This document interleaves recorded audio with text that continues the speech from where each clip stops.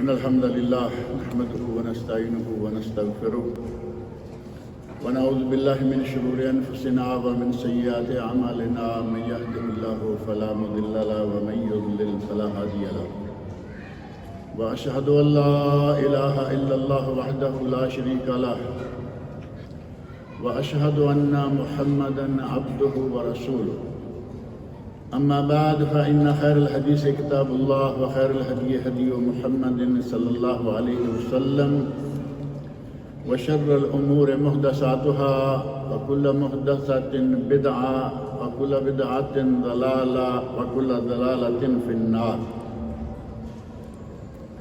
رب اشرح لي صدري ويسر لي أمري واحلل عقدة من لساني يفقهوا قولي رب أعوذ بك من همزات الشياطين وأعوذ بك رب أن يحضرون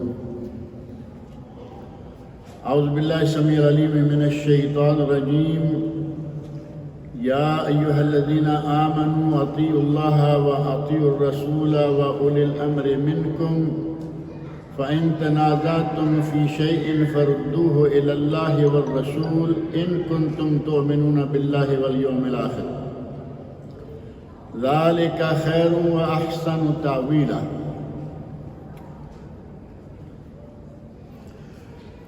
سورۃ النساء کی آیت نمبر 59 ہے جو میں نے ابھی آپ کے سامنے پڑھی ہے۔ اللہ رب العزت ارشاد فرماتے ہیں یا ایھا الذین آمنوا، اے ایمان والو، اطیعوا اللہ و اطیعوا الرسول و اولی الامر منکم، اللہ کی اطاعت کرو، اللہ کے رسول صلی اللہ علیہ وسلم کی اطاعت کرو، اور تم میں سے جو اولی الامر ہیں ان کی بھی اطاعت کرو۔ فَإِن تَنَازَعْتُمْ فِي شَيْءٍ، اگر کسی معاملہ میں تمہارا تنازع، تمہارا اختلاف، تمہارا جھگڑا ہو جائے، فَرُدُّوهُ إِلَى اللَّهِ وَالرَّسُولِ، تو اسے اللہ کی طرف اور رسول اللہ صلی اللہ علیہ وسلم کی طرف لوٹا دو۔ ان کنتم تؤمنون باللہ والیوم الآخر، اگر تم اللہ پر ایمان رکھتے ہو اور آخرت کے دن پر بھی ایمان رکھتے ہو۔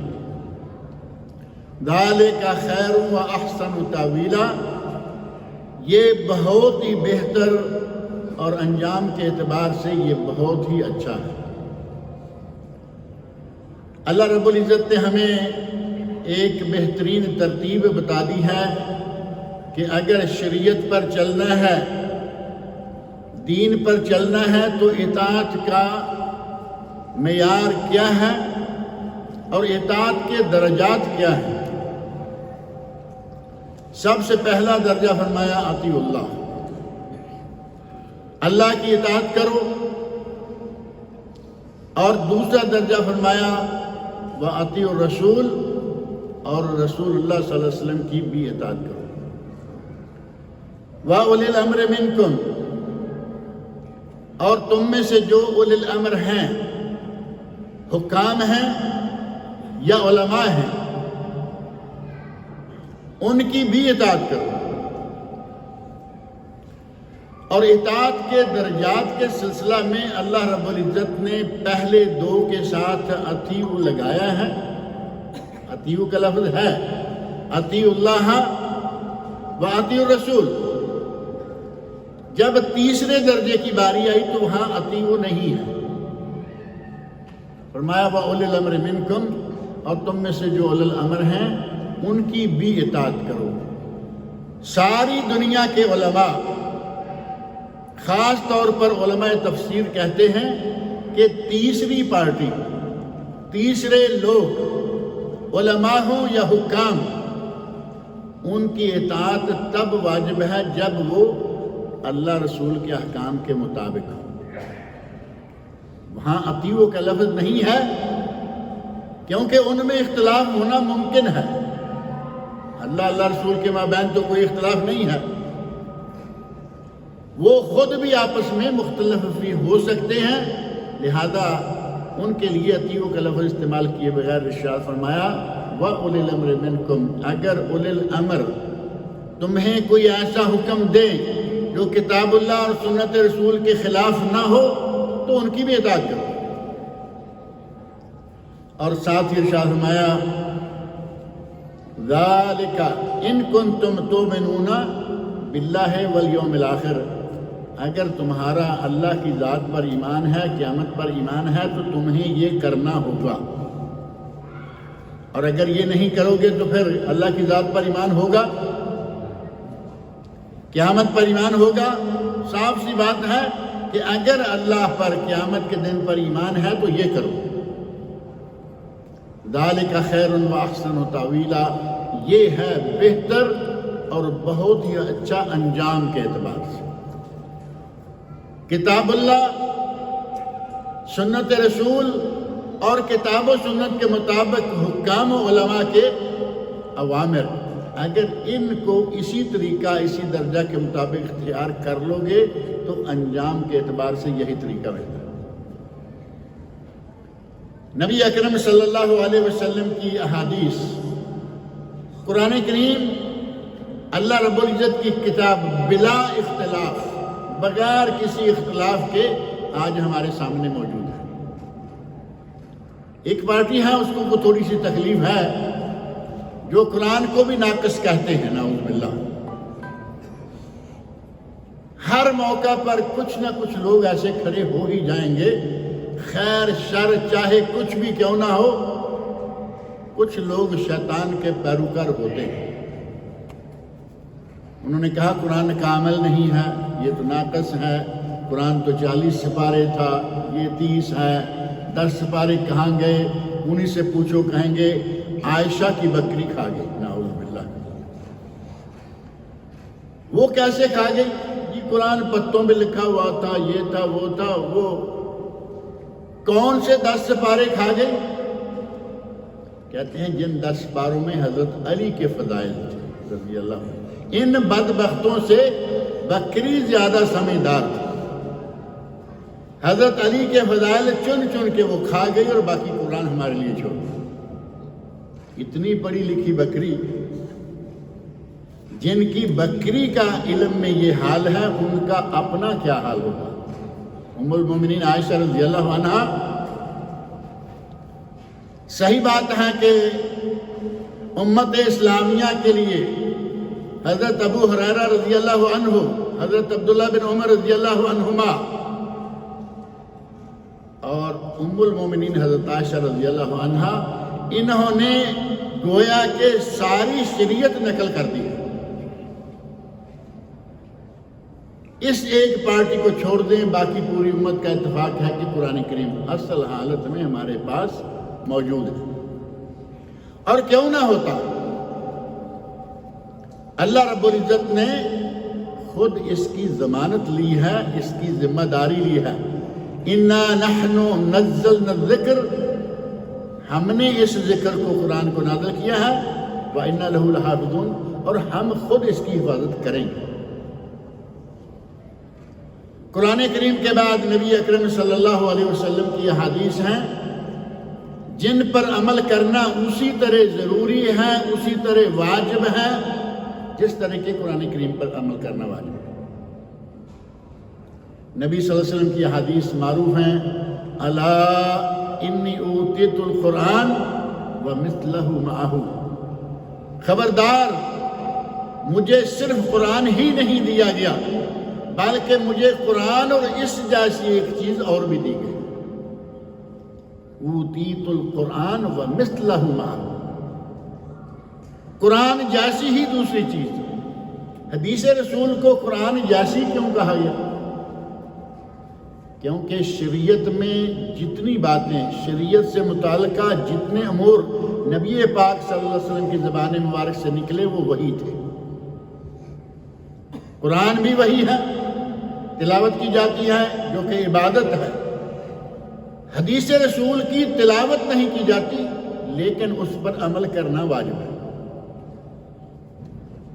اور قرآن کریم نے اس بات کی گواہی دی کہ واقعی نبی صلی اللہ علیہ وسلم کے ارشادات جو ہیں صحیح سند سے ثابت ارشادات وہ وہی ہیں، اور ان گواہیوں میں سے سورہ نجم کے آغاز میں اللہ رب العزت نے فرما دیا وما ينطق عن الهوى، میرا نبی اپنی مرضی سے بولتا ہی نہیں. وما ينطق عن الهوى ان هو الا وحی یوحى، اللہ کی طرف سے وحی کی جاتی ہے. اللہ رب العزت ارشاد فرمایا کہ میری طرف سے وحی کی جاتی ہے، میرا نبی وحی تم کو پہنچا دیتا ہے. تو گویا قرآن کریم بھی وحی، نبی اکرم صلی اللہ علیہ وسلم کے ارشادات بھی وحی، اور جس طرح قرآن کریم پر عمل کرنا ضروری واجب ہے، اسی طرح نبی صلی اللہ علیہ وسلم کی حدیث پر عمل کرنا بھی اسی طرح واجب ہے. نبی اکرم صلی اللہ علیہ وسلم کو اللہ رب العزت نے ایک خاص معجزہ، اور اگر کہا جائے کہ ایک خاص نہیں بلکہ نبی صلی اللہ علیہ وسلم کو ان گنت معجزوں سے نوازا گیا تھا. قرآن کریم بھی ایک معجزہ ہے. آپ کا آسمانوں پر جانا بہت بڑا معجزہ ہے. آپ کی انگلیوں سے پانی نکلنا معجزہ ہے. تھوڑے سے کھانے کو پوری فوج کے لیے کافی کر دینا معجزے ہے نا. نبی اکرم صلی اللہ علیہ وسلم کو بہت سے معجزے دیے گئے. ان میں سے ایک بہت بڑا معجزہ یہ بھی ہے کہ نبی صلی اللہ علیہ وسلم کو وہ باتیں بھی بتائی گئیں جو ابھی ہوئی نہیں ہونے والی ہیں. اب وہ باتیں جو ابھی ہوئی نہیں ہونے والی ہیں اللہ رب العزت نے بتا دی. یہاں آ کے ہماری اپنی جماعت کے بہت بڑے ایک ٹولے نے ٹھوکر کھائی. ایک تو قرآن کو ناقص کہنے والے ہیں نا، یہ قرآن ناقص ہے. ایک ہمارے لوگ ہیں، وہ جب یہ آتا ہے کہ نبی اکرم صلی اللہ علیہ وسلم کو اللہ نے وہ باتیں بھی بتا دی جو ابھی ہوئی نہیں ہونے والی ہیں، جن کو پیش گوئیاں کہا جاتا ہے، تو وہ کہتے ہیں یہ لوگ نبی غائب دان تھا، نبی کو غیب کا علم تھا. آپ صرف اپنے گریبان میں جھانک کر تھوڑا غور کر کے دیکھیں کیا یہ بات بنتی نظر آتی ہے. ایک بات اللہ رب العزت نے بتا دی ہے، اب اسے کہا جائے کہ آپ کو یہ غیب تھا. غیب تو تب ہوتا کہ اللہ نے بھی نہ بتائی ہوتی اور آپ کو علم ہوتا. یہ بڑی طول طویل بحث ہے. ام المومنین حضرت عائشہ رضی اللہ عنہا صدیقہ کائنات پر بہت بڑا بہتان لگ گیا. 40 دن تک نبی صلی اللہ علیہ وسلم اور پوری امت اس وقت کی سارے پریشان ہیں کہ کیا ہوا.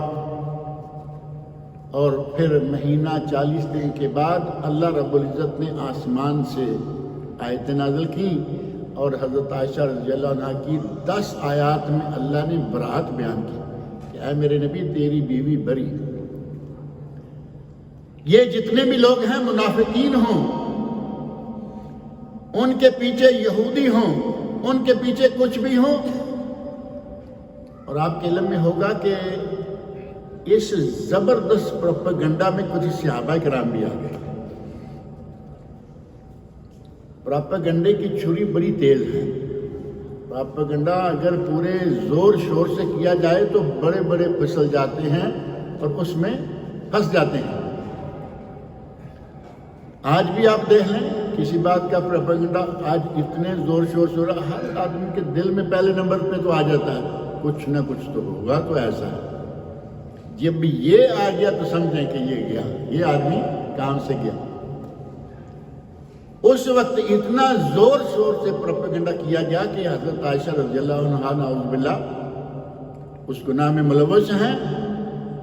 صحابہ کرام میں سے بعض صحابہ، حضرت حسان بن ثابت رضی اللہ عنہ، نبی اکرم صلی اللہ علیہ وسلم کے شاعر رسول، جن کے لیے نبی صلی اللہ علیہ وسلم نے ایسی دعائیں کی کہ تعجب ہوتا ہے. آپ کو اپنے منبر پہ کھڑا کیا اور کہا حسان مشرکین میری مذمت کرتے ہیں، تم اس کا جواب دو، اور ساتھ فرمایا کہ جبرائیل تمہاری مدد کرے گا. وہ بھی اس پروپیگنڈے میں آ گئے. حضرت مصطح بن اساسہ رضی اللہ عنہ جن کی والدہ نبی صلی اللہ علیہ وسلم کے گھر حضرت عائشہ رضی اللہ عنہ کے گھر خدمت کرنے والی ہے، وہ بھی آ گئے۔ یہ حضرت ابوبکر صدیق کے رشتہ دار بھی ہیں، رشتہ داری بھی ہے، صحابیت بھی ہے، تعلق بھی ہے۔ جب نبی صلی اللہ علیہ وسلم کے رشتہ دار حضرت ابوبکر مصطح بن اساسہ کے رشتہ دار ہیں تو حضرت عائشہ ان کے رشتہ دار ہوگی یا نہیں؟ لیکن میں نے جیسے عرض کیا، پروپیگنڈا زوردار ہو تو بڑے بڑے پھسل جاتے ہیں، پھسل گئے۔ اور یہی مصطح بن اساسہ ہیں جن کی والدہ نے ایک عرصہ تک یہ اندر پروپیگنڈا چلتا رہا، صحابہ کرام میں نبی صلی اللہ علیہ وسلم کے مابین بات چلتی رہی، حضرت عائشہ رضی اللہ عنہ کو معلوم ہی نہیں ہے۔ اور یہ بات آج بھی عام ہے، مجھ پہ الزام لگا ہوا ہے، ساری دنیا جانتی ہے، مجھے معلوم نہیں۔ لوگ اس کے سامنے بات نہیں کرتے لیکن پیچھے کرتے رہتے۔ حضرت عائشہ رضی اللہ عنہ کے گھر میں یہ خاتون جو حضرت مصطح بن اساسہ رضی اللہ عنہ کی والدہ ہیں، کام کرتے کرتے کوئی چیز ہاتھ سے گری، جیسے کوئی چیز لڑک جاتی ہے تو ان کی زبان سے نکل گیا تائسا مصطح ہلاک ہو گیا۔ دل ہی دل میں وہ کتنی، دیکھیں ماں ہے لیکن دل ہی دل میں بیٹے کی اس غلطی پر کتنی کر رہی ہے، حتیٰ کہ غیر ارادی طور پر بھی زبان سے لفظ نکل گیا تائسا مصطح ہلاک ہو گیا۔ حضرت عائشہ رضی اللہ عنہ نے فوراً ٹوکا، کہا اماں یہ تو بدری صحابی، نبی کا صحابی، اور تم کیا کہہ رہی ہو؟ کہا بیٹی تم کچھ بھی نہیں جانتی، یہ ان لوگوں میں شامل ہو چکا ہے جنہوں نے تم پر بہتان لگایا۔ اب حضرت عائشہ رضی اللہ عنہ کو پتہ چلا، بخار چڑھ گیا، بیمار ہو گئی، واقعہ طویل ہے۔ صحابہ کرام رضی اللہ عنہم نے اس واقعہ کو کیا پہلے دن کہہ دیا کہ نہیں ایسا نہیں ہو سکتا؟ کہتے رہے، نبی صلی اللہ علیہ وسلم نے یقین کر لیا۔ نبی صلی اللہ علیہ وسلم نے حضرت عائشہ کو مائکے بھیج دیا تھا کہ تم اپنے ماں باپ کے پاس چلو جاؤ۔ اگر غیب ہوتا، اتنا لمبا واقعہ آپ کہتے بکواس نہ کرو، میری بیوی پاک دامن ہے، مجھے معلوم ہے ہار گر گیا تھا، وہ اس کو لینے گیا۔ لیکن ہمارے لوگ اس طرف نہیں آتے۔ ہمارا المیہ یہ ہے کہ ہمیں مولوی آ کے ممبر پہ بیٹھ کے بھڑکا کے چلا جاتا ہے اور ہم بالکل ہاں جو کہہ گیا ہے سب سچ۔ مولوی صاحب کی بات کے علاوہ کبھی دماغ سے بھی کام لینا چاہیے، کچھ چیزیں انڈرسٹوڈ ہوتی ہیں۔ نبی صلی اللہ علیہ وسلم کا ایک نہیں بہت سارے ایسے واقعات ملتے ہیں کہ آپ کو پتہ ہی نہیں۔ اللہ اگر بتا دے تو وہ غیب نہ رہا، اللہ کا بتایا ہوا۔ نبی اکرم صلی اللہ علیہ وسلم نے غیب کی پیش گوئیاں کی، اللہ رب العزت نے بتایا، پیش گوئیاں کی۔ ان پیش گوئیوں میں سے ایک بہت بڑی پیش گوئی یہ بھی تھی کہ ایک وقت آئے گا، ایک وقت آئے گا، اور اس وقت کے بارے میں فرمایا کہ وہ بڑا دور نہیں ہے، وہ وقت بھی قریب ہی ہے۔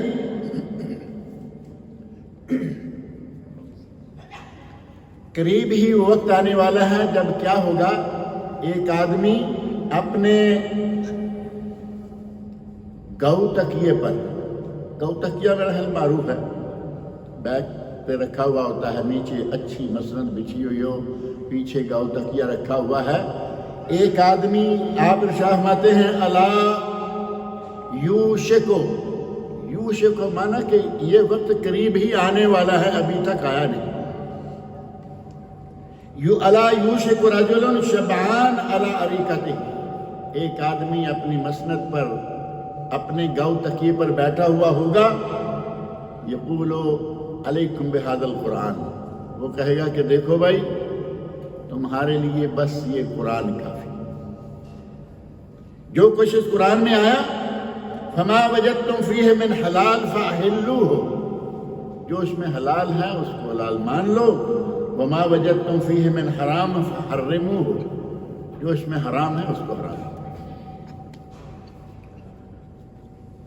اور نبی اکرم صلی اللہ علیہ وسلم نے تو اس حدیث میں آگے یہ بھی فرمایا ہے کہ جو نبی نے حرام کر دیا وہ اسی طرح حرام ہے جیسے اللہ نے حرام کر دیا۔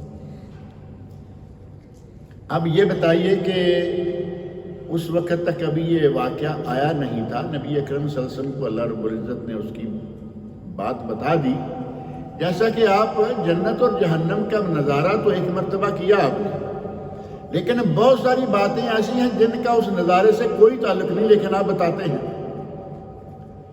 قبر میں تو آپ نہیں گئے تھے نا، چلو ٹھیک ہے جنت اور جہنم کی باتیں مان لیتے ہیں جی، آپ تو دیکھ کے آئے تھے، قبر میں تو آپ نہیں گئے تھے۔ پھر آپ کہتے ہیں کہ قبر میں فرشتہ آئے گا، 2 فرشتے آئیں گے، بٹھائیں گے، سوال کریں گے، منکر نکیر۔ یہ باتیں ساری کی ساری اللہ رب العزت نے نبی اکرم صلی اللہ علیہ وسلم کو بتائی ہوئی ہیں، آپ کو خود سے یہ معلوم نہیں ہے۔ اور یہ واقعہ جو نبی اکرم صلی اللہ علیہ وسلم نے فرمایا کہ ان قریب آ جائے گا، اور حضرت عمر بن عبدالعزیز رحمۃ اللہ علیہ تابعی اور حضرت عمر فاروق رضی اللہ عنہ کی ایک طرح سے بیٹی کی طرف سے پوتی کی طرف سے لڑی۔ آپ کے علم میں ہوگا وہ واقعہ، حضرت عمر فاروق رضی اللہ عنہ رات کو گشت کیا کرتے تھے۔ ایک گشت کے دوران ایک گھر کے پاس سے گزرے، دیکھا ماں بیٹی بات کر رہے ہیں، اور ماں کہہ رہی ہے کہ دودھ میں پانی ملا۔ شادی کے وقت جب لوگ اپنے گایوں کا، بھینسوں کا، بکریوں کا دودھ دھوتے ہیں، پانی ڈالو، بیٹی کہہ رہی ہے نہیں، یہ ناجائز ہے، اللہ کے نبی نے اس سے منع کیا ہے، یہ غش ہے، جعل سازی ہے، ملاوٹ ہے۔ تو بیٹی کہتی ہے، ماں کہتی ہے کہ بیٹا یہاں اس وقت کون ہے؟ حضرت عمر فاروق نے بھی تو منع کیا ہوا تھا نا، اللہ نے منع کیا، رسول اللہ نے منع کیا، عمر فاروق نے باقاعدہ اعلان کیا۔ ماں نے کہا عمر یہاں کہاں دیکھ رہا ہے؟ تو بیٹی نے کہا ماں عمر تو نہیں دیکھ رہا، لیکن عمر کا رب تو دیکھ رہا ہے، میں نہیں ڈالوں گا۔ آپ کے ساتھ آپ کے خادم خاص، اتفاق سے ان کا نام اسلم تھا۔ اسلم ہم سمجھتے ہیں نا کہ عربوں میں کہیں نام سنا نہیں ہے، آج شاید اسلم نظر نہیں آ رہی، یہاں بھی تھے ایک ہمارے۔ اسلم حضرت عمر فاروق کے خادم خاص، وہ ساتھ ہیں۔ فرمایا اسلم اس گھر کو اچھی طرح پہچان لو کہ یہ کہاں ہے۔ مدینہ اس وقت جیسا تھا، آج تو ایسی بات نہیں ہے نا کہ نمبر دیکھ لو، روڈ نمبر لکھ لو، ایسا نہیں تھا۔ پہچانو کہ یہ گھر کون سا ہے، صبح ہم نے یہاں آنا ہے۔ صبح آئے، اندر گئے، بات کی، اور اپنے بیٹے عاصم کے لیے اس لڑکی کا رشتہ لے لیا، اور اس کی اولاد سے عمر بن عبدالعزیز ہے۔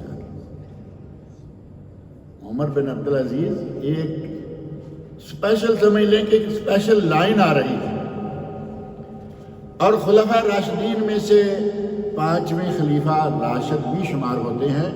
اللہ نے انہیں اتنی توفیق دی کہ بالکل وہی ماحول پیدا کر دیا کچھ عرصے کے بعد جو ماحول ابو بکر صدیق، عمر فاروق، عثمان غنی، علی مرتضیٰ رضی اللہ عنہم کے زمانے میں تھا۔ اسی لیے انہیں بھی خلیفہ راشد کہا جاتا ہے۔ ان کے زمانے میں یہ ٹولہ شروع ہو گیا، جس ٹولے نے کہا نا کہ ہمیں قرآن کافی ہے، وہاں سے شروع ہو گیا۔ حضرت عمر فاروق، حضرت عمر بن عبدالعزیز رحمۃ اللہ علیہ نے بلایا، پوچھا کہ کون ہو تم اور کہاں ہو، کیا کرتے ہو، کیا ہے تمہارا؟ ایسے آدمی مناظرہ یا بات سمجھانے کے لیے کہتا ہے تم کیا کہتے ہو؟ کہتے ہیں قرآن کافی ہے، ہمارے لیے قرآن کافی ہے، اللہ کا کلام ہے۔ اس وقت حضرت عمر بن عبدالعزیز رحمۃ اللہ علیہ نے وہ باتیں کہی جو آج بھی ہر شخص کہتا ہے، پیرایا چاہے بدل جائے، کہنے کا انداز مختلف ہو جائے، لیکن ہر کوئی یہی کہتا ہے ان کے جواب میں جو عمر بن عبدالعزیز نے کہی تھی رحمۃ اللہ علیہ۔ کہا تم کہتے ہو قرآن کافی ہے، قرآن میں آیا ہے اقیموا الصلاۃ وآتوا الزکاۃ، نماز قائم کرو، زکوٰۃ ادا کرو۔ تمہاری قرآن میں یہ بات آ گئی، اب بتائیے کہ نماز کب کب قائم کرنی ہے، کتنی کتنی رکعتیں ہیں، ایک رکعت میں کیا پڑھنا ہے؟ ٹھنڈے ہو گئے؟ فرمایا آگے اگلا لفظ ہے وَآتُوا الزَّکَاۃَ، زکوٰۃ ادا کرو۔ کیسے زکوٰۃ ادا کریں گے؟ زکوٰۃ کا نصاب کیا ہے؟ اونٹوں کی، بکریوں کی، بھیڑوں کی، گائیوں کی زکوٰۃ کیا ہے؟ سونے اور چاندی کی زکوٰۃ کیا ہے؟ وہی بات، ان تلوں میں کوئی تیل ہی نہیں تھا، بولیں گے کہاں؟ حضرت عمر رحمۃ اللہ علیہ نے، عمر بن عبدالعزیز نے مختلف سوالات اسی طرح کے کیے، حج کا طریقہ، زکوٰۃ کا نصاب، نماز، روزے کے مسائل، کہا کہ تم کہاں سے قرآن کریم سے نکالو گے؟ وہاں تو اصولی باتیں کہیں، اور اللہ رب العزت نے ذمہ داری لگائی نبی صلی اللہ علیہ وسلم کی کہ آپ نے لوگوں کو قرآن بتانا ہے، قرآن سمجھانا ہے، قرآن کی تفصیل تم نے بتانی ہے۔ اللہ نے فرمایا اقیم الصلاۃ، نبی اکرم صلی اللہ علیہ وسلم نے نماز قائم کیسے کرنی ہے، کب کرنی ہے، اس کے آداب کیا ہیں، نمازیں کتنی ہیں، ساری تفصیلات نبی صلی اللہ علیہ وسلم نے بتائی۔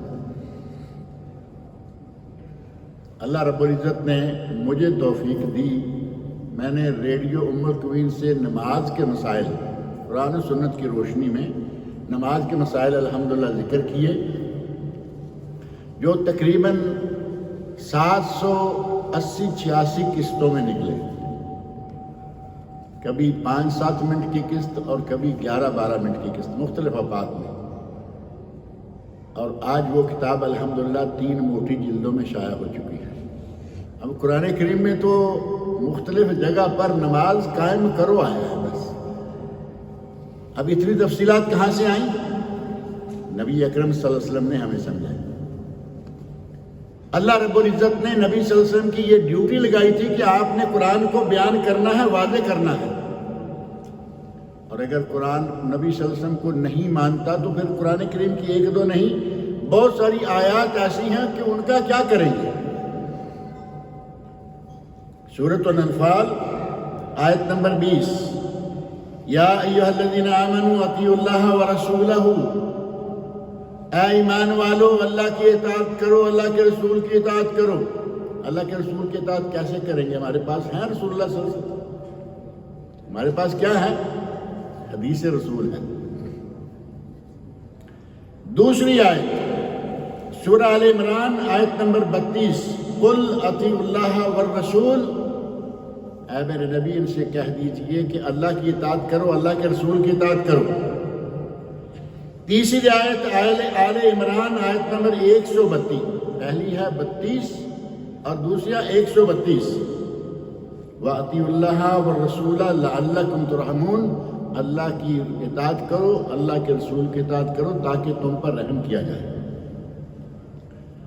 چوتھی آیت سورہ نساء آیت نمبر 80، مَن یُطِعِ الرَّسُولَ فَقَدْ أَطَاعَ اللَّهَ، جس نے رسول کی اطاعت کی اس نے گویا کہ اللہ کی اطاعت کی۔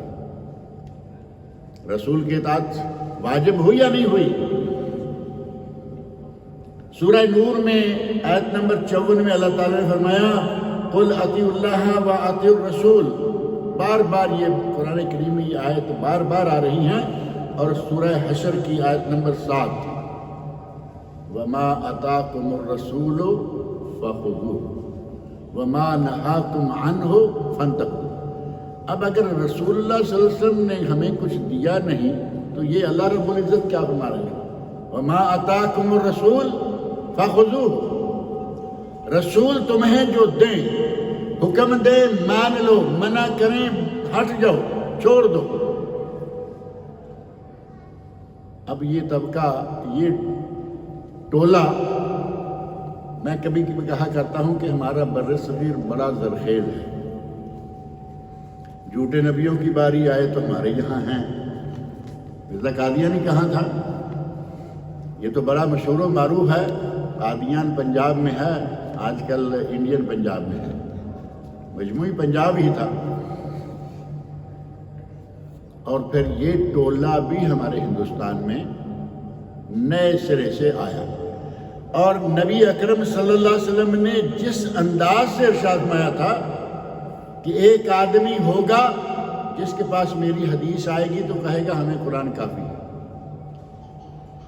علماء کرام نے اس حدیث کی شرح میں لکھا ہے کہ ہندوستان کے بھارت کے ایک صاحب، یہ ہندوستان بھارت میں اس لیے کہہ رہا ہوں کہ آج تو 5-6 ملک ہو گئے نا، بنگلہ دیش بھی نکلا، نیپال ہے، پاکستان ہے، برما ہے، اصل میں تو سارا ہندوستان ہے یا بھارت ہے۔ اس میں ایک شخص جس کا نام عبداللہ چکڑالوی، یہ چکڑالوی پتہ نہیں کس جگہ یا کس علاقے میں ہے لیکن ہندوستان میں ہے، اس آدمی کے بارے میں اہل علم نے لکھا، جو باقاعدہ سند سے بات آ رہی ہے کہ بالکل اسی طرح گاؤ تکیے پر بڑے مزے سے ٹھاٹھ باٹھ سے بیٹھا ہوا ہے، اور کسی نے آ کے کہا، بیٹھے ہوئے لوگوں میں سے کہا کہ حضرت یہ حدیث، تو اس نے کہا کہ رہنے دو، ہمیں قرآن کافی۔ اور وہ ٹولہ آج کام کر رہا ہے، تھوڑی سی ہوشیاری سے رہنا چاہیے۔ حدیث رسول سے جو شخص بھی لوگوں کو دور کرنے کی کوششیں کرے، وہ اگرچہ منکرین حدیث میں نہیں آئے گا۔ ہمارے پاک و ہند میں اس کا نام ہے اہل قرآن، ان کو کہتے ہیں اہل قرآن۔ اہل قرآن ہیں تو اہل سنت نہ ہوئے، قرآن اور سنت تو دو الگ الگ چیزیں ہیں، دو کٹھی بھی ہیں الگ بھی ہیں۔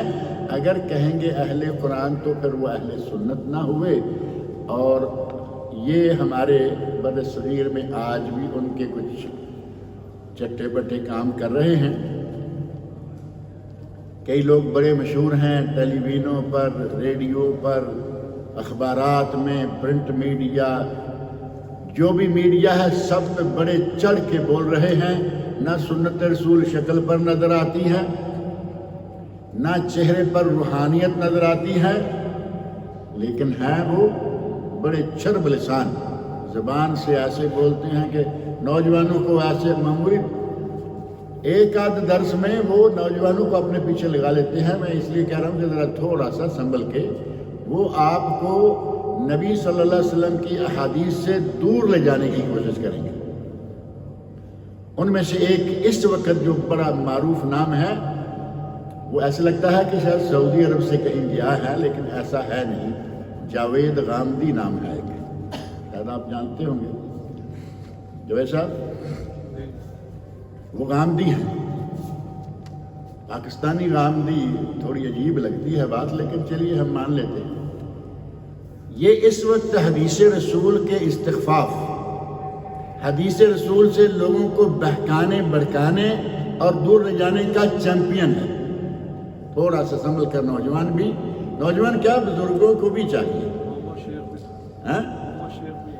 محمد شیخ ہیں اور ہیں رفیع الدین، پروفیسر رفیع الدین ہیں، کئی نام ہیں، میں نے ان کے سرغنے کا نام لیا ہے کہ وہ بڑا، یہ ہمارے پاکستان میں لاہور میں پیدا ہوئے تھے، ہندوستان مشترکہ میں، لیکن اب ان کا مرکز لاہور میں ہے۔ بڑے قیمتی قسم کے پیپر والے اخبارات ان کے نکلتے ہیں جو عام لوگوں کو میسر ہی نہیں ہوتے، نہ کتابوں کے لیے، ان کے اخباروں کے لیے۔ اللہ تعالیٰ مسلمانوں کو ان کے شر سے محفوظ رکھے۔ نبی اکرم صلی اللہ علیہ وسلم نے جو فرما دیا وہ ہمارے لیے شریعت ہے۔ نبی اکرم صلی اللہ علیہ وسلم کا ارشاد بھی اللہ کے ارشاد کے بعد واجب العمل ہے، اور صحابہ کرام رضی اللہ عنہم نے واقعی عمل کر کے دکھایا۔ اور جہاں عمل سے ذرا چوکے، اب یہاں یہ بھی دیکھ لیں کہ صحابہ کرام رضی اللہ عنہم نے اگر کہیں رسول اللہ صلی اللہ علیہ وسلم کے حکم سے ذرا بھی سر منہ انحراف کیا ہے، فوراً اللہ نے پکڑ لیا ہے۔ غزوہ احد کا واقعہ تو آپ کو معلوم ہوگا نا، معلوم ہوگا۔ غزوہ احد کے موقع پر نبی اکرم صلی اللہ علیہ وسلم نے لوگوں کو تقسیم کیا، کہا کہ تم یہ پہلو رکھو، تم یہ رکھو، اور پہاڑ کے پیچھے کا معاملہ جو ہے تم رکھو جو تیر انداز مقرر کیے تھے درہ پر۔ نبی صلی اللہ علیہ وسلم کے ارشادات کے الفاظ ہیں کہ ہم کٹ جائیں مٹ جائیں تم نے یہاں سے نہیں ہٹنا، ہم کامیاب ہو جائیں غنیمتیں ڈھیر لگے ہوئے تم نے یہاں سے نہیں اترنا جب تک میں نہ کروں۔ اب انہوں نے کوئی اتنا بڑا گناہ بھی نہیں کیا، تھوڑا دیکھیں مواقع پہ نظر ڈالیں کیا کیا ہے۔ نبی صلی اللہ علیہ وسلم کے پہاڑی سے نہیں اترنا، انہوں نے دیکھا کہ فتح ہو گئی، سارے لوگ جو ہیں وہ مال غنیمت اکٹھا کرنے کا معنی یہ نہیں ہے کہ اپنے قبضے میں، طریقہ کار تھا نبی اکرم صلی اللہ علیہ وسلم نے بتایا تھا کہ مال غنیمت ایک جگہ اکٹھا کرو، بعد میں اس کو جو حاکم ہوگا اس غزوے کا سب سے بڑا جرنیل سربراہ ہوگا وہ تقسیم کرے گا۔ اس وقت نبی اکرم صلی اللہ علیہ وسلم خود موجود ہیں، دیکھا کہ لوگ غنیمتیں اکٹھی کرنا شروع ہو گئے ہیں، سوچا کہ اب تو کوئی مسئلہ نہیں رہ گیا، بس میدان ہمارے ہاتھ میں آ گیا، درہ چھوڑا اور نیچے آ کے غنیمتیں اکٹھی کرنے لگے۔ خالد بن ولید رضی اللہ عنہ ابھی مسلمان نہیں ہوئے تھے، مسلمان ہونے سے پہلے بھی ببر شیر تھے، اور مسلمان ہوئے تو اور بھی رنگ چڑھ گیا۔ انہوں نے دیکھا کہ درہ خالی ہے، اب اپنے سپاہیوں کو کہا کہ گھوم پھر کے کچھ لوگ درے سے کچھ ادھر سے ادھر سے چاروں طرف سے مسلمانوں کو گھیر لو۔ گھیر لیا، اتنی پٹائی کی، 70 صحابہ شہید ہو گئے، 70 صحابہ شہید ہوئے، زخمی الگ ہیں۔ نبی صلی اللہ علیہ وسلم کو خود چوٹ آئی کندھے پر بڑی زوردار، اور یہ سارا کیوں ہوا؟ ایک مرتبہ ایسے ہوا کہ شکست ہو گئی ہے، لیکن پھر اللہ رب العزت نے فتح عطا کی۔ نبی اکرم صلی اللہ علیہ وسلم تھوڑی دیر کے لیے صحابہ کی نظروں سے غائب ہوئے تو ایک شور مچ گیا کہ شاید نبی صلی اللہ علیہ وسلم شہید ہو گئے ہیں۔ لوگ دل چھوڑ بیٹھے کہ اب کیا کرنا۔ ایک صحابی نے آواز لگائی، اس نے کہا کہ نبی شہید ہو گئے، تم زندہ رہ کے کیا کرو گے؟ میدان میں ہو، دشمن مقابلے میں ہے، نبی شہید ہو گیا، تم چھوڑ کے چلے جاؤ گے؟ سارے پلٹے، پھر دوبارہ انہوں نے جی جان سے جنگ کی اور دوبارہ میدان حاصل کر لیا۔ یہ جو پہلی شکست ہوئی تھی یہ کیوں ہوئی؟ صرف نبی صلی اللہ علیہ وسلم کی بات نہیں مانی گئی، اس کو بھی جان بوجھ کے نافرمانی کی شکل نہیں، محض ایک اجتہاد کیا کہ اب ضرورت نہیں رہی۔ ہم تو کھل کھلا کے کرتے ہیں نا، ہماری شادیاں دیکھ لو، ہماری پارٹیاں دیکھ لو، ہم تو کھل کھلا کے نبی کی مخالفت کرتے ہیں، وہاں کھل کھلا والی بات نہیں تھی، صرف یہ تھا کہ چلو اب تو مسئلہ ختم ہو گیا، میدان ہمارے ہاتھ میں آ گیا۔ صحابہ کرام رضی اللہ عنہم نے اطاعت رسول کے بڑے بہترین نمونے قائم کیے تھے۔ کبھی کبھی ایسی غلطی ہوئی تو فوراً پکڑے گئے، اور اگر کسی آدمی سے کوئی محبت کرے تو اسے اس کی بات بھی ماننی چاہیے نا۔ ہم محبت کا دعویٰ ضرور کرتے ہیں لیکن بات نہیں مانتے۔ امام شافعی رحمۃ اللہ علیہ، امام شافعی تو معروف ہے نا، 4 اماموں میں سے ایک، اور بٹکل، اسی طرح مالابار، کیرلا، ان علاقوں میں امام شافعی کو زیادہ لوگ جانتے ہیں، باقی علاقوں میں ذرا تھوڑے کم جانتے ہیں، پڑھے لکھے لوگ جانتے ہیں، کیونکہ ان علاقوں کے لوگ اکثر شافعی ہیں۔ امام شافعی رحمۃ اللہ فرماتے ہیں، تاصل الہ وانت تظہر حبہ، اللہ کی نافرمانی کرتے ہو، کہتے ہو کہ ہم اللہ سے پیار کرتے ہیں، ھذا محال فی القیاس بدیع، یہ محال بات ہے کہ آدمی کسی سے محبت بھی کرے اور اس کی باتیں بھی نہ مانے۔ لو کان حبک صادقا لاطعتہ، اگر تیری محبت سچی ہوتی تو تم اطاعت کرتے۔ ان المحب لمن یحب یطیع، کیونکہ محبوب جس سے کوئی محبت کرتا ہے اس کی اطاعت کی جاتی ہے، بات مانی جاتی ہے۔ محبوب کی بات مانی جاتی ہے یا نہیں؟ بیویوں سے صحیح طور پر پیار کرنے والوں کو معلوم ہے، جو جائز اور شرعی محبوب ہیں وہ غلط لوگ، بدماشیاں وہ نہیں۔ اگر کوئی آدمی اپنی بیوی سے صحیح معنوں میں پیار کرتا ہے تو کوشش کرتا ہے ہر ممکن فرمائش پوری کی جائے، دوستوں میں ہو، ساتھیوں میں ہو۔ یقیناً ہم نبی صلی اللہ علیہ وسلم کی محبت کے دعوے اتنے کرتے ہیں کہ سال میں ایک مرتبہ جھنڈیاں لگائیں اتنے زور شور سے کہ ہمارے سوا نبی سے محبت کرنے والے شاید کوئی نہیں، اور سارا سال جو ہوتا ہے تفصیل آپ کو ساری معلوم ہے۔ اور اس دن بھی جو جھنڈیاں لگا کے بازاروں میں گھوم رہے ہیں، بازاروں میں بڑے زور شور سے ایک جشن کا سما بنا ہوا ہے، ان میں سے آپ دیکھ لیں سنت رسول ان پہ بہت کم نظر آئے گی۔ آپ کو وہی نظر آئیں گے کلین شیف انگریز نظر آئیں گے جو نبی صلی اللہ علیہ وسلم کے محب ثابت کر رہے ہیں اپنے آپ۔ اور پھر باقی کا سال ایک مرتبہ نبی کی محبت کا دعویٰ کر لیا کافی۔ یہ محبت نہیں، ان المحب لمن یحب یطیع، جو محبت کرتا ہے کسی سے وہ اس کی بات بھی مانتا ہے۔ صحابہ کرام نے یہ نمونے پیش کیے کہ ہم نبی سے محبت کرتے ہیں، جان، مال، اولاد، کسی چیز کی پرواہ نہیں کی۔ کبھی کبھی کہیں کوئی یہ کوتاہی ہوئی ہے، لیکن بہت کوشش کر کے دیکھیں تو اجتماعی قسم کی کوتاہی یہ غزوہ احد میں نظر آتی ہے۔ اس کے علاوہ آپ دیکھیں گے کہ پوری فوج یا پورا لوگ اس طرح کا یا پورا کوئی جماعت ایسا کرے، ایسا نہیں ہوا۔ کسی آدمی سے کوتاہیاں ہو سکتی ہیں۔ صحابہ کرام رضی اللہ عنہم نے جو نمونے پیش کیے کہ نبی اکرم صلی اللہ علیہ وسلم کی وہ اطاعت کیسے کرتے تھے، حضرت عبداللہ بن مسعود رضی اللہ عنہ مسجد نبوی میں داخل ہوئے، دروازے پر پہنچے، نبی صلی اللہ علیہ وسلم خطبہ کے لیے کھڑے ہو گئے، صحابہ کرام کوئی کھڑا ہے، کوئی آ رہا ہے، کوئی بیٹھا ہے، آپ نے فرمایا اجلسو۔ آپ کا اشارہ کن کی طرف تھا؟ جو کھڑے ہیں، آنے والوں کی طرف نہیں، وہ تو آ رہے ہیں۔ حضرت عبداللہ بن مسعود رضی اللہ عنہ دروازے میں تھے، دروازے میں ہی بیٹھ گئے۔ اطاعت دیکھیں، زبان مبارک سے یہ سنا اجلسو، بیٹھ جاؤ، فوراً بیٹھ جاؤ، ایک قدم بھی آگے نہیں بڑھے۔ نبی اکرم صلی اللہ علیہ وسلم نے دیکھا کہ عبداللہ بن مسعود بیٹھ گئے ہیں تو فوری طور پر آپ نے ارشاد فرمایا عبداللہ بن مسعود تم آ جاؤ۔ اور ایک دوسرے صحابی ہیں حضرت کعب رضی اللہ عنہ، وہ اندر بھی داخل نہیں ہوئے، اور ایسے باہر ہیں، دھوپ ہے، وہیں بیٹھ گئے۔ ہم جیسا کوئی ہوتا تو کہتے پہلے اندر تو ہولے میں پھر دیکھتے ہیں۔ صحابہ کرام میں یہ پہلے اور بعد والی باتیں نہیں تھیں۔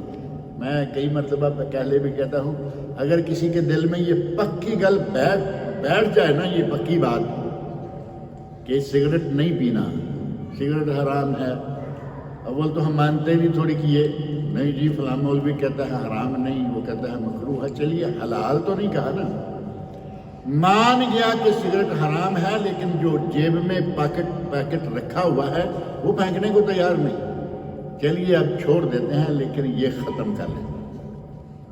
وہاں دیکھیے آپ، اطاعت یہ ہے، دھوپ میں ہے، ابھی مسجد میں داخل نہیں ہوئے، کانوں میں آواز آئی اجلسو، وہیں دھوپ میں بیٹھ گئے۔ یہ ایک چھوٹا سا نمونہ ہے صحابہ کرام رضی اللہ عنہ کی زندگی کا، ورنہ ان کے یہاں ایسے بہت سارے نمونے موجود ہیں کہ انہوں نے نبی صلی اللہ علیہ وسلم کے ارشاد پر عمل کیسے کیا۔ حضرت حنظلہ رضی اللہ عنہ غسیل الملائکہ صحابی کا سنا ہے نا، وہ صحابی جنہیں فرشتوں نے غسل دیا تھا، فرشتوں نے نہلایا، نبی اکرم صلی اللہ علیہ وسلم نے آواز لگائی کہ ہمیں مجاہدین کی ضرورت ہے، دشمن کے مقابلہ کے لیے ہم نے جہاد کے لیے نکلنا ہے۔ صحابی کی شادی ہوئی تھی پہلی رات، شب زفاف، میاں بیوی پہلی رات اکٹھے ہیں، آواز آئی، فوراً اٹھے، ذرا بھی تاخیر نہیں کی کہ میں غسل کر لوں، میں ذرا نہا دھو لوں، میں فریش نہیں، آواز آئی کہ ہمیں فوری ضرورت ہے، فوری ضرورت پر فوری تلوار پکڑی، جو چادر تھی لپیٹی اور میدان میں نکل گئی اور شہید ہو گئے۔ نبی اکرم صلی اللہ علیہ وسلم نے دیکھا کہ میں اور آپ تو فرشتے نہیں دیکھ سکتے نا. نبی اکرم صلی اللہ علیہ وسلم نے دیکھا کہ فرشتوں نے حضرت حنظلہ رضی اللہ عنہ کو غسل دیا ہے اور ان کے باقاعدہ بالوں سے پانی کے قطرے ٹپکتے دیکھے. نبی اکرم صلی اللہ علیہ وسلم آیا کہ اب یہ معاملہ تھوڑا سا پوچھنا پڑے گا. آپ ان کے گھر گئے, جا کے پوچھا کہ حنظلہ کا کیا معاملہ ہے. تو ان کے گھر والوں نے بتایا کہ اس کی رات شادی ہوئی تھی, رات شب زفاف تھی, اور وہ آپ کی آواز سن کر اتنی جلدی میں عجلت میں گھر سے نکلے تھے کہ غسل بھی نہیں کیا تھا, اور غسل جنابت واجب غسل تھا. اللہ رب العزت نے وہ انتظام کرایا کہ فرشتوں کو حکم دیا کہ اسے غسل دو.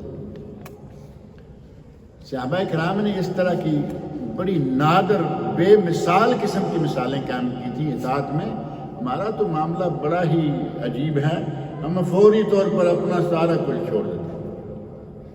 قرآن کیا ہے, حدیث کیا ہے, ہماری پھوپھی نہیں ناراض ہونی چاہیے, چچا نہیں ناراض ہونا چاہیے, تایا نہیں, سسر نہیں, ساس نہیں, بیوی نہیں, دنیا ناراض کسی کو, دنیا میں کسی کو ناراض کرنے کو تیار نہیں. اللہ ناراض ہوتا ہے, رسول اللہ ناراض ہوتے ہیں, ہوتے رہے.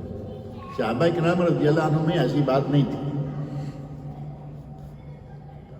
ایسی باتیں صحابہ کرام کے یہ واقعات, یہ امور بہت سارے ہیں.